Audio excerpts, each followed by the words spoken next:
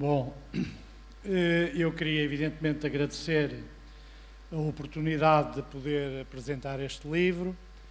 A minha presença nesta mesa é interessante porque é resultado da crise. Porque, na verdade, a crise teve um efeito que a seu tempo será estudado, com alguma distanciação, de juntar gente muito diferente que em condições normais não estaria junta. Eu já uma vez escrevi um artigo sobre os estranhos companheiros de cama. Como sabem, é uma expressão shakespeariana, os strange bedfellows, que perante a tempestade, numa das peças do Shakespeare, se metem debaixo de uma lona. Não é? A cama aqui é a lona e as pessoas colocam-se debaixo da lona. Isso fez com que pessoas muito diferentes, com experiências muito diferentes, com trajetos políticos muito diferentes, confrontados com a crise, atuassem em comum e se comportassem em comum. É um fenómeno relativamente novo e não é muito comum em Portugal. Se nós formos para crises do passado, de um modo geral, as continuidades de comportamento político são generalizadas. Neste caso, não. Houve, não direi rupturas, mas houve, de alguma maneira, um fenómeno pelo qual um certo conjunto de pessoas funcionaram como resistentes. Eu acho que a palavra tem sentido, como resistentes. E, de um modo geral, foram muito mais resistentes do que aqueles que tinham a obrigação de resistir. De um modo geral, tiveram muito menos complacência e muito menos tolerância em relação àquilo que lhes parecia injusto do que propriamente muitos que, pelo seu posicionamento político ou pela sua posição social, deveriam ter tido esse papel de resistir a muita coisa que aconteceu nos últimos anos e que era, e é, no essencial, iníqua, que é, de facto, talvez injusta e iníqua, e isso criou uma comunidade. E, de alguma maneira, uma parte desta comunidade está presente nesta sala. Nós não nos conhecemos há muito tempo pessoalmente, participámos em alguns debates e em algumas discussões, mas a primeira vez, e as primeiras vezes que vi o Eduardo Paz Ferreira na televisão a discutir, naqueles debates em que muitas vezes as pessoas, mesmo quando estão sentadas frente a frente, passam o tempo todo a trocar cumprimentos, que é uma pecha portuguesa, que é uma coisa, de facto, insuportável, quer dizer, parece que tem que pedir desculpa de existir e por criticar o outro. Não há, desse ponto de vista, aquele ambiente anglo-saxónico de dizer o que se pensa, passam todo o tempo ali aquilo que os ingleses chamam fishing for compliments, eu cumprimento-te a ti, tu cumprimentas-te a mim, e de repente estas intervenções, 2 ou 3 pessoas, não foram muitas, nesses debates faziam diferente. E uma delas foi o Eduardo Paz Ferreira.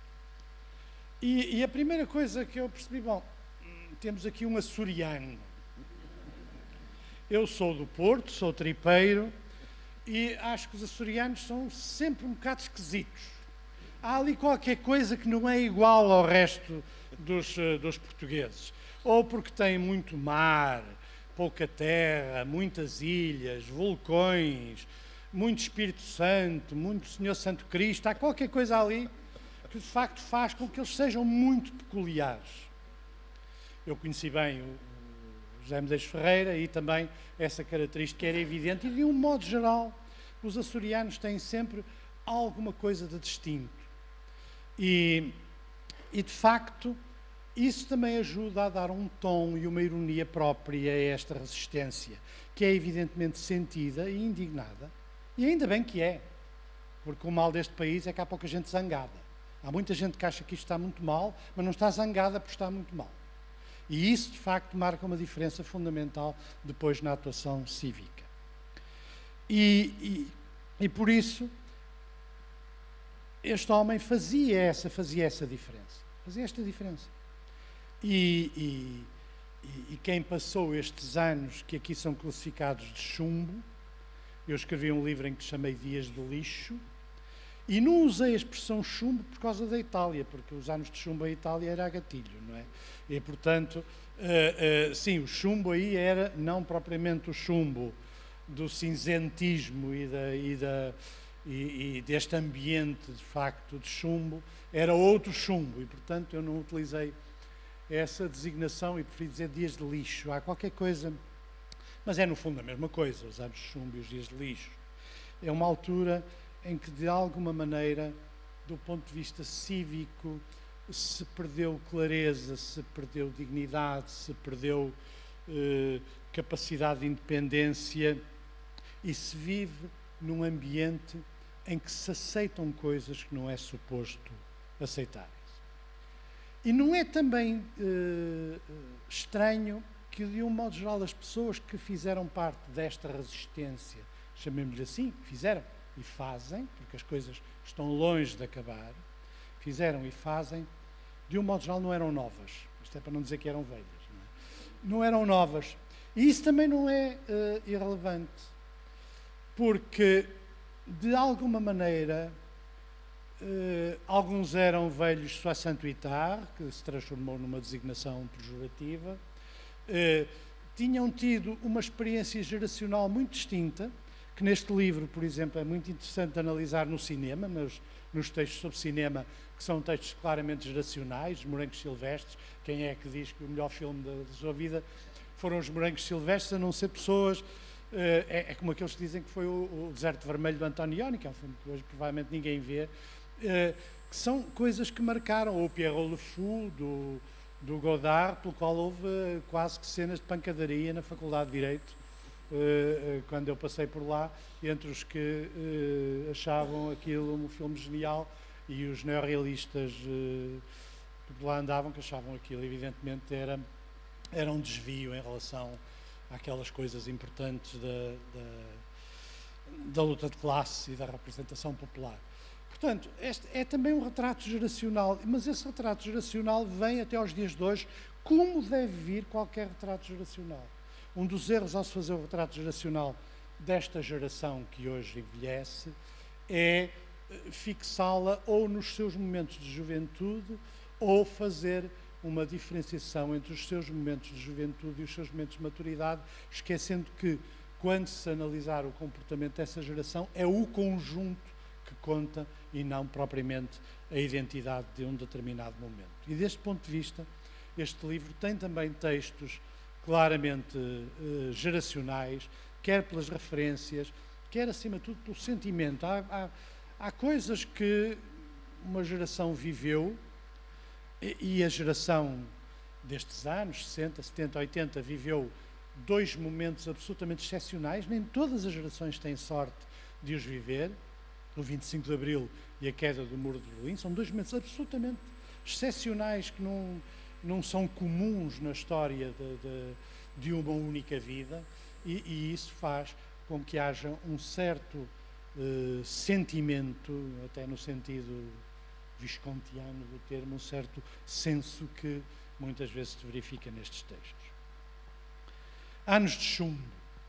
As reflexões de caráter político deste livro são todas elas muito importantes, porque caracterizam exatamente as principais linhas de atuação destes anos de chumbo, a primeira das quais é a redução da política,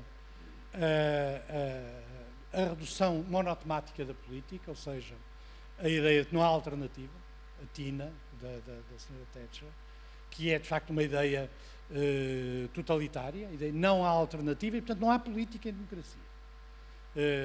Só é possível fazer um determinado tipo de política, fora desse determinado tipo de política toda a gente é radical. E pessoas absolutamente pacíficas, amantes da propriedade privada, das boas famílias, dos bons costumes e tudo, passaram-se subitamente a perigosos radicais se não aceitam os termos do não há alternativa. E isso é uma das coisas que mais estimulou e estiola o pensamento em Portugal, que é a ideia de que não há um quadro mental e político alternativo, e na discussão sobre a Grécia foi mais que evidente essa circunstância, e a discussão sobre a Grécia é, e se verá pelo futuro, uma das grandes tragédias do pensamento europeu e do pensamento contemporâneo, porque é não a demonstração de que não há alternativa, mas a demonstração que é possível punir a alternativa. E isso não é algo que nos deve incomodar, é algo que nos deve essencialmente preocupar. A ideia de que não há alternativa, uma delas. A ideia de que a austeridade a alternativa entre se a austeridade é um programa ou a austeridade é uma necessidade, muita gente aceita a ideia de que em determinadas circunstâncias a austeridade possa ser uma necessidade.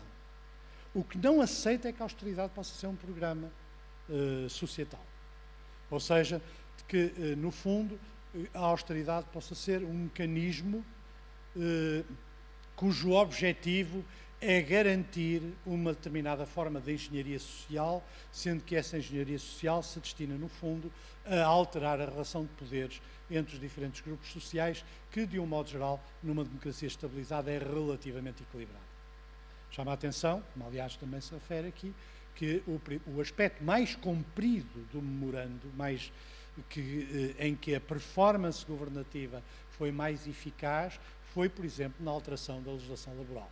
Ou seja, em todos os mecanismos que diziam respeito a alterar as relações sociais naquilo que dizia respeito ao mundo do trabalho, e ao alterar as relações sociais num país como Portugal naquilo que dizia respeito ao mundo do trabalho, alterar a própria configuração da sociedade e, efetivamente, aí conduzir a recuos sociais muito significativos.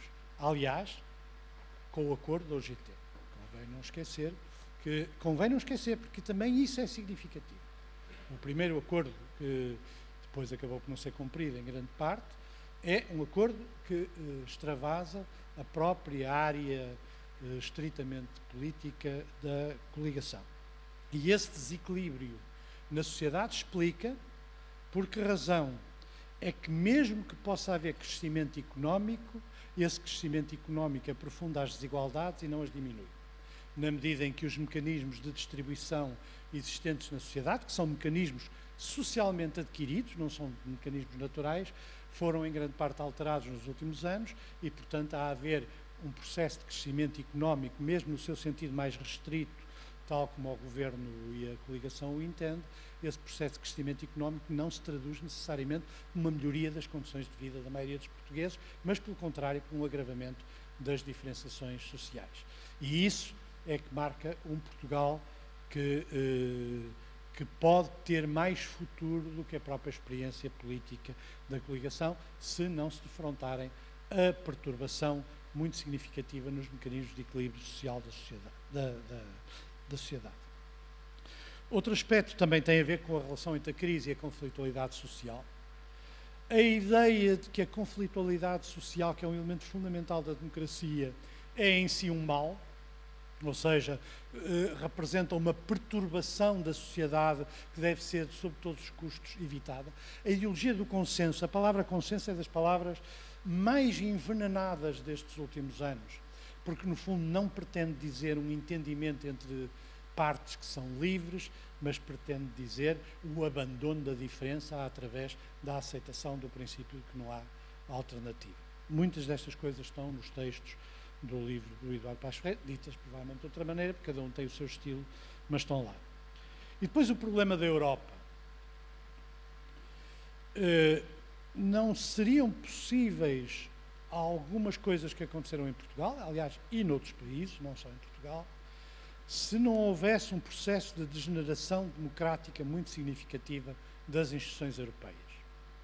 E esse processo recoloca uma questão que em Portugal se discute muito pouco, que é a questão, e de facto aqui também alguns resistentes a têm feito, que é saber até que ponto o espaço da soberania nacional, que se considerava ultrapassado pelo processo europeu, é mais capaz de defender os mecanismos democráticos do que a experiência de engenharia e de aceleração utópica de um processo de integração europeia que é em grande parte feito sem a preocupação de garantir a democratização desse processo. E isso é para o futuro de Portugal, dos portugueses e da Europa, porque quem deseja, obviamente, uma Europa com as tradições que de alguma maneira a fizeram, verdade seja dita que as tradições também são contraditórias. A gente também escolhe as que gosta e tende a excluir as que não gosta. Mas a verdade, apesar de tudo, é que desde a Revolução Francesa, desde a Revolução Inglesa, um espaço de tolerância, de de diminuição da violência política, de relativo equilíbrio das relações entre as nações, principalmente depois da Segunda Guerra Mundial, representava o grande adquirido europeu.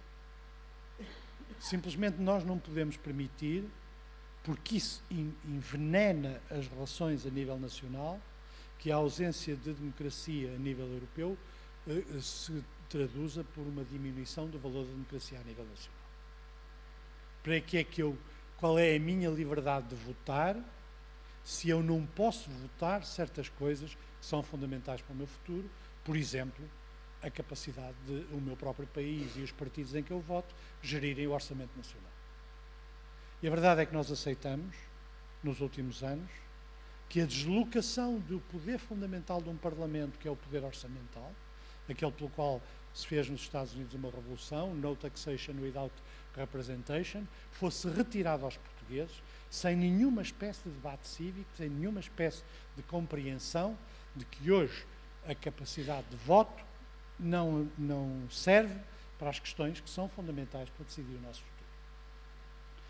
E por muito que a gente discuta a soberania partilhada, uma coisa é a soberania partilhada, outra coisa é a soberania limitada. E infelizmente temos mais soberania limitada do que soberania partilhada. Esta é também uma preocupação que se traduz em alguns destes textos. É um livro que se lê muito bem por esta mistura entre ironia e eu venho de longe, evidentemente as palavras das canções, os títulos dos filmes, eu também reparei na questão da Madalena Iglesias,